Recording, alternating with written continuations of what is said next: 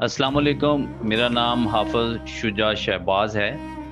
आज हम फिर खिदमत का जज्बा लेकर निकले हैं। मौसम भी बहुत सख्त है, गर्मी भी नाकाबिले बर्दाश्त। हमदर्दी का जज्बा लेकर हम आए हैं समुद्री शहर में, उस जगह पर जिस जगह पर मज़दूर इकट्ठे होते हैं ताकि उनको काम मिल सके और अपने बच्चों का पेट पाल सकें। बहुत सारे मज़दूर ऐसे भी हैं जो सारा दिन इंतज़ार करते हैं कि इनको काम मिल जाए, लेकिन इंतज़ार कर कर वापस खाली हाथ घरों को लौट जाते हैं। इनको काम नहीं मिलता। इनमें से बहुत सारे बुज़ुर्ग मज़दूर भी हैं। इस सिलसिले में हमारी मुलाकात एक बुज़ुर्ग मज़दूर से हुई।